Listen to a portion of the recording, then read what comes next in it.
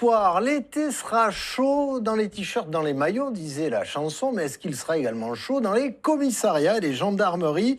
Rodéo urbain, infractions routières, bagarres, cambriolages, quelle parade face à la délinquance estivale?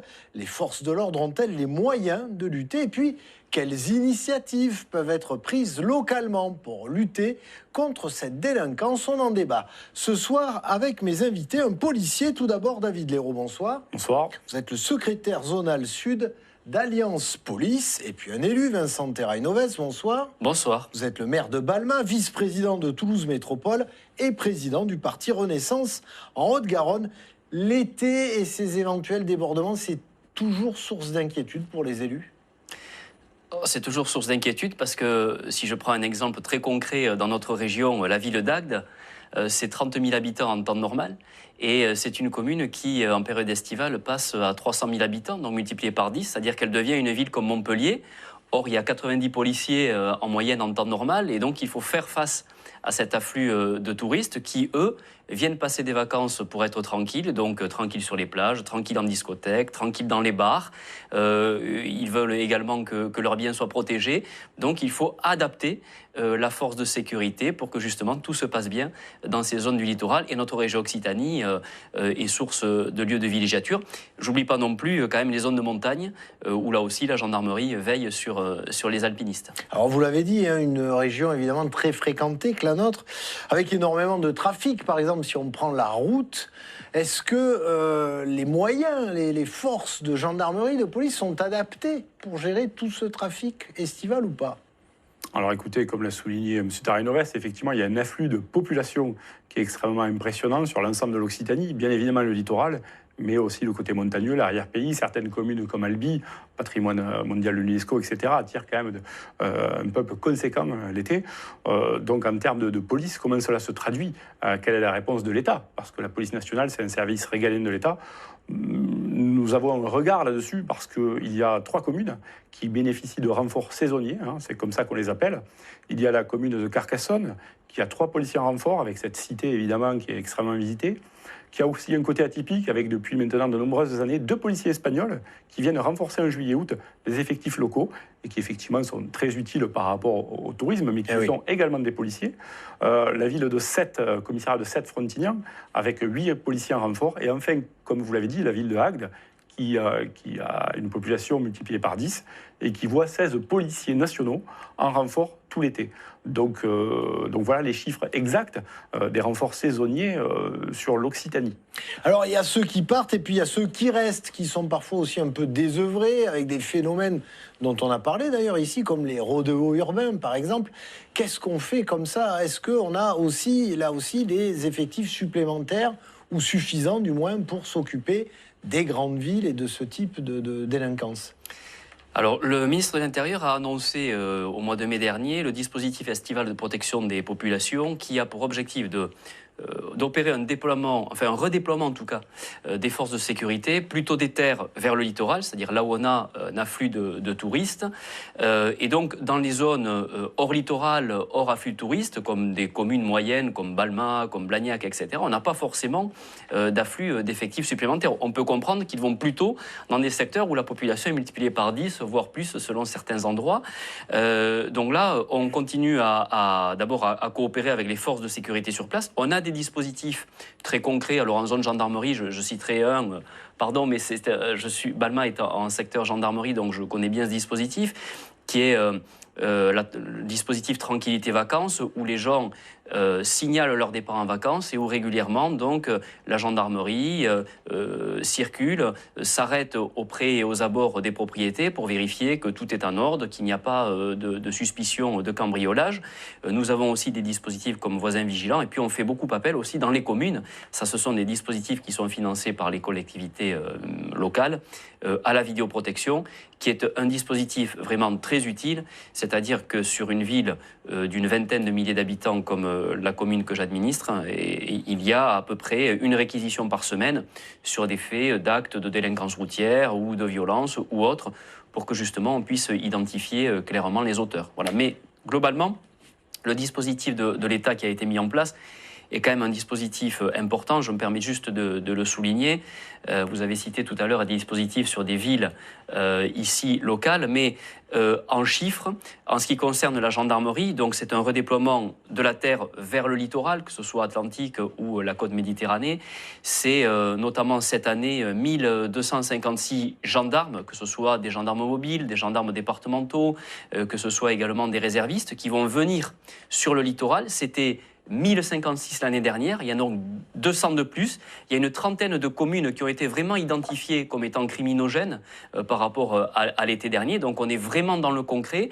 L'État agit au plus près des territoires. Et en ce qui concerne la police, c'est 231 policiers, c'est 66 brigades de CRS et 11 pelotons de motocyclistes qui viennent en renfort justement dans les zones police sur ces littoraux.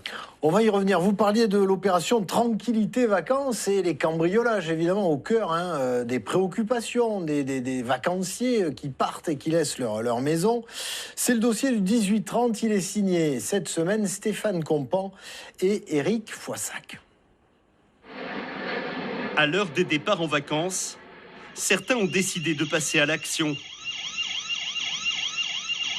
Blagnac, 26 000 habitants, 4e ville de Haute-Garonne. À l'approche de l'été, les mêmes inquiétudes reviennent. Au commissariat municipal, on se prépare à surveiller votre logement en votre absence. Là, j'ai 2 personnes qui sont venues faire les déclarations de départ en vacances, donc pour que les enregistre pour les opérations de tranquillité vacances. Donc je vais les enregistrer sur le logiciel pour les équipes. L'été dernier, 133 habitants ont bénéficié du dispositif qui existe depuis 2013. Le risque zéro n'existe pas. Le cambriolage en flagrant délit, c'est très dur d'y tomber vraiment dessus. Après nous, quand on a une déclaration d'opération tranquillité vacances, donc on a une période à surveiller. Jour et nuit, police municipale et nationale se partagent les rondes sur la commune. De la petite délinquance au cambriolage, leur présence rassure et dissuade. Je pense vraiment que ça peut dissuader, étant donné qu'on fait quand même plusieurs passages par jour. Donc s'il y a des personnes qui sont mal intentionnées, ils nous voient passer sur les secteurs, même plusieurs fois par jour. Et il y a certaines adresses où on se rend, où on n'a pas l'habitude d'aller. C'est le cas de cette propriété isolée, située dans une zone artisanale. Pourquoi vous êtes rentré ? Parce qu'on a entendu du bruit. On savait pas, on n'a pas bien identifié exactement d'où ça venait, mais on a entendu du bruit. On préfère faire un tour, voir s'il y a personne qui rentre à l'intérieur. Pas d'effraction, tout était bien, au final, fermé. Au moins, on a fait une levée de doute. Avec l'autorisation des propriétaires absents, les policiers font le tour des habitations. Vérification des portes et volets, contrôle des ouvertures, recherche de signes suspects. Depuis 2020, le nombre de cambriolages diminue à Blagnac, passant de 213 à 135 l'an dernier. Renforcement des effectifs avec une brigade cynophile, présence des horaires élargis, installation de 80 caméras, des éléments qui peuvent expliquer en partie ces chiffres. On évoquait à l'instant les caméras, la technologie. Ça peut faire progresser, ça aussi, la lutte contre la délinquance ou pas ? Non, mais il est évident, et on voit à travers les chiffres et la baisse du nombre de cambriolages, que toutes ces mesures, opération de tranquillité vacances, en zone gendarmerie comme en zone police, que la vidéoprotection, aujourd'hui, on ne va pas se mentir, il y a beaucoup de personnes qui équipent aussi leur maison d'un système d'alarme. Donc tout cela, y contribue. Mais maintenant, sur la période estivale, et les mesures prises par l'État, une fois de plus, parce que moi je parle du régalien, nous parfois on est dubitatif sur les mesures qui sont prises, parce que, comme évoqué précédemment, nous avons des renforts saisonniers sur ces communes à forte densité de population. Nous avons aussi cette année sur Montpellier et Toulouse les CRS qui vont être maintenus, les CRS en renfort qui restent sur ce territoire, alors que l'été dernier ils étaient redéployés ailleurs. Mais dans le même temps, par exemple, l'État se désengage au fur et à mesure des années en termes de CRS sur les plages. Il y a quelques années, toutes les plages quasiment étaient surveillées par des postes de CRS. Aujourd'hui en Occitanie, il ne reste plus que 3 plages. Port-la-Nouvelle, dans l'Aude, la Grande-Motte et Valras. Je ne remets pas en cause le professionnalisme et le dévouement des sauveteurs et des pompiers, mais contrairement aux CRS nageurs sauveteurs, ils n'ont pas de pouvoir de police. Or, les comportements que l'on peut trouver dans certains quartiers vont se retrouver sur la plage, c'est-à-dire alcool, drogue, incivilité, Oui, etc. parce que j'allais dire, au-delà de la délinquance, de l'acte de délinquance lui-même, il y a aussi beaucoup d'incivilité. On est en vacances, on s'en fout, on se fout. Et tout cela au milieu de familles, si je puis dire, d'enfants en bas âge, de personnes d'un certain âge. Donc d'un côté, on emmène des renforts saisonniers, d'un côté, on maintient des CRS sur les grandes villes d'Occitanie, mais en même temps, on a un peu dépeuplé nos plages dont on a besoin. Et en même temps, un autre sujet qui nous inquiète à l'approche de la saison, c'est que nos collègues des brigades des chemins de fer, c'est-à-dire notamment la gare de Montpellier-Saint-Roch et la gare de Toulouse-Matabio, c'est des centaines de milliers d'usagers qui vont transiter par ces gares. Et aujourd'hui, nos collègues de la brigade des chemins de fer, police aux frontières, sont souvent amenés à renforcer les CRA. C'est-à-dire qu'ils désertent concrètement une grande partie de leur temps de travail, ils désertent ces gares. Et à l'approche de l'été, ça nous inquiète, parce que ce sont des collègues qui régulièrement interviennent sur des agressions, des vols, des armes blanches, des agressions sexuelles. Parfois, on a trouvé aussi de l'arme de poing. Donc on est un petit peu inquiet à l'approche de cette période, de ce désengagement dû à une organisation interne à la police aux frontières. On se souvient de certaines initiatives locales. On se souvient du maire de Mazamet, par exemple, qui avait pris un arrêté instaurant un couvre-feu pour les mineurs. Vous en pensez quoi de ce type d'initiative ? Juste pour rebondir sur les le moyens débat dans lequel on est, sur les moyens, je m'inscris, j'ai le même constat, mais sur le diagnostic, je m'inscris un peu en faux parce que, en réalité, les moyens, ils sont accrus. Et il y a simplement un retard à rattraper, et ça ne se fait malheureusement pas en quelques semaines ou en quelques mois. Donc j'ose espérer que dans les années qui viennent, on pourra compenser les effectifs qui partent sur le littoral, dans les gares, dans d'autres secteurs qui aussi mériteraient qu'on s'y intéresse fortement. Simplement, je rappelle qu'entre 2007 et 2012, il y a eu 12 500 suppressions de postes dans la police et la gendarmerie. Il y a eu 500 brigades de gendarmerie qui ont fermé, 50 commissariats de police. On va le refaire, ce retard ou pas ? Bien sûr qu'on le refait. Et l'État a fixé comme objectif, et c'est l'objectif qu'a fixé Gérald Darmanin, doublement des effectifs en 2030. On a déjà... Donc on avait 12 500 destructions de postes, on a déjà 10 000 policiers et gendarmes effectifs qui sont sur le territoire, il y a 8 500 recrutements qui sont en cours, et parmi ces 8 500, il y en a 3 000 qui seront recrutés sur l'année 2023. Donc on est en train de rééquilibrer tout ça. S'ajoutent à cela les 200 brigades de gendarmerie qui sont recréées, nouvelles, par le ministre de l'Intérieur. Donc on est en train de réinverser la vapeur pour que justement la sécurité soit au plus près de celles et ceux qui en ont besoin, alors que pendant tant d'années, en réalité et factuellement, on a détruit des emplois. Donc on est en train de les remettre sur le terrain. En 30 secondes, avant la fin de la première partie, vous y croyez ou pas, David Leroux, à ce rattrapage ? Alors très concrètement, les écoles de police tournent à plein régime. Donc ça, ce n'est pas une vue de l'esprit. Mais effectivement, nous partions avec un train de retard.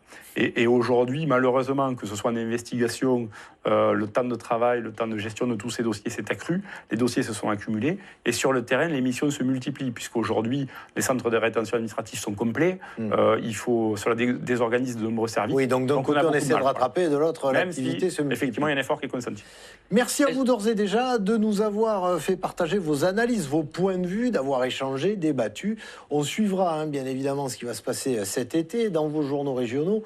Vous saurez tout sur ce qui se passe auprès des plages et des zones touristiques. Mais pour l'heure, il est 18h53 sur France 3 Occitanie. Et comme tous les soirs, vous le savez, l'information de proximité se poursuit dans votre région.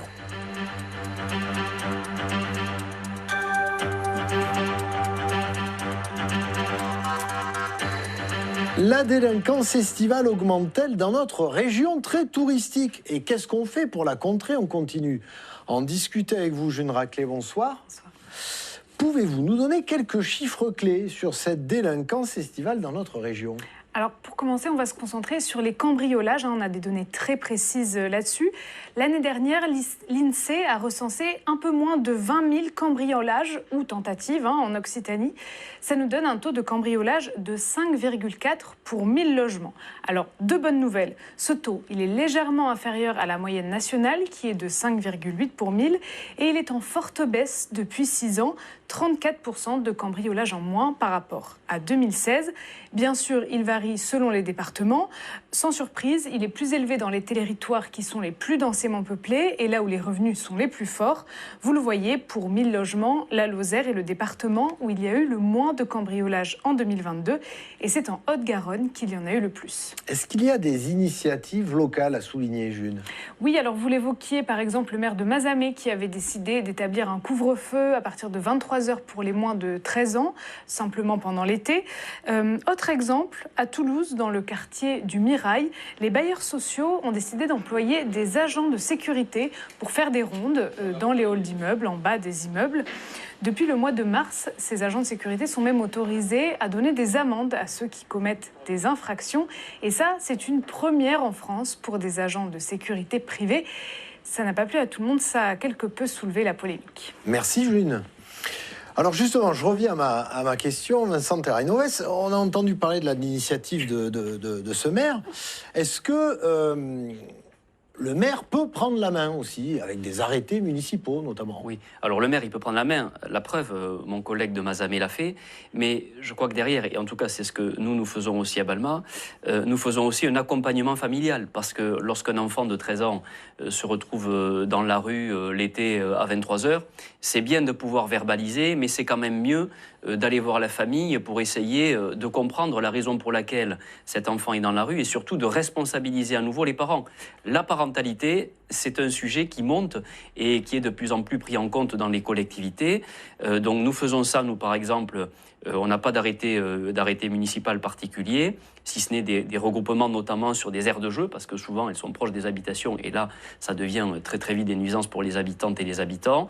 Mais on a par contre des médiateurs notamment l'été qui travaillent le soir jusqu'à tard et qui là font en sorte que les choses se passent bien dans les quartiers. Moi, mes médiateurs, ce sont des jeunes qui sont devenus un peu moins jeunes, qui sont maintenant adultes, qui ont grandi dans ces quartiers et qui justement ont une sorte d'autorité et qui peuvent ainsi faire aussi ce travail social qui est nécessaire pour accompagner également les familles et faire prendre conscience de ces difficultés. Donc on a quand même des outils, on a la main là-dessus, bien entendu. C'est un travail qui se fait toujours en relation, que ce soit avec la police ou avec la gendarmerie. Je crois que le couple mairie-police ou mairie-gendarmerie, il est primordial si on veut vraiment juguler la délinquance dans nos communes. On a parlé des forces de l'ordre, on a parlé des élus, et la justice, elle suit. On sait qu'en temps normal, elle est déjà très très embouteillée. L'été... Alors moi, je vais rejoindre les propos. L'éducation, la prévention, la médiation, c'est extrêmement important. La présence policière, les renforts saisonniers, c'est extrêmement important. Mais effectivement, au bout du bout, face à une délinquance qui, elle, n'est jamais en vacances, au bout du bout, trop souvent, peut-être faute de moyens, peut-être faute de quelques idéologues dans la magistrature, ne généralisons pas. Mais au bout du bout, bien trop souvent, la réponse pénale, elle est en RTTL. Et donc, bien évidemment, le message est reçu 5 sur 5 par les délinquants qui, eux, ne s'arrêtent jamais. Parce que là où les territoires sont désertés par les vacanciers, il y a des cambriolages ou des tentatives de cambriolage. Et là où il y a des dizaines et des dizaines de milliers de vacanciers qui viennent avec, évidemment, des téléphones récents, avec des sommes en liquide, parce que ça paye une partie des vacances, et bien cette délinquance, elle est présente. Donc au bout du bout, il faut aussi des moyens à la justice, et il faut aussi quand même des places de prison, parce que sinon tout ce travail éducatif, de prévention, de médiation, ce travail des policiers qui vont arrêter 5, 10, 15, 20 fois la même personne, que ce soit en banlieue ou sur la plage, ce travail, il sera vain. Donc il faut donner des moyens. Tout à fait d'accord. Le gouvernement est en train de travailler justement sur un projet pour augmenter là aussi les moyens de la justice qui sont en retard avec plus de greffiers, plus de magistrats. Donc ça, c'est un projet de loi que présentera Éric Dupond-Moretti prochainement. C'est bien sûr indispensable. En réalité, on est sur 3 jambes. C'est la prévention, la répression et aussi la justice, qui bien entendu doit faire son travail. Il est inadmissible et incompréhensible pour les habitantes et les habitants, mais aussi pour les forces de l'ordre, que quelques délinquants qu'ils arrêtent, qui nuisent à l'ordre public, soient dès le lendemain matin remis dans les rues et avec un sentiment de victoire en plus. Merci à vous deux, en tout cas, d'avoir accepté d'échanger sur ce sujet qui restera encore plus d'actualité. On n'a pas eu le temps d'en parler, mais évidemment, l'été va se prolonger avec la Coupe du Monde de rugby à Toulouse. Et là aussi, seront déployés à la fois les forces de l'ordre et des dispositifs adéquats. Demain, le 18-30 accueille pour une dernière fois de la saison les collégiens de Rosa Parks. Leur actu des ados portera sur l'intelligence artificielle, pourquoi faire et jusqu'où. D'ici là, votre météo suivi de vos éditions régionales. Bonne soirée sur France 3.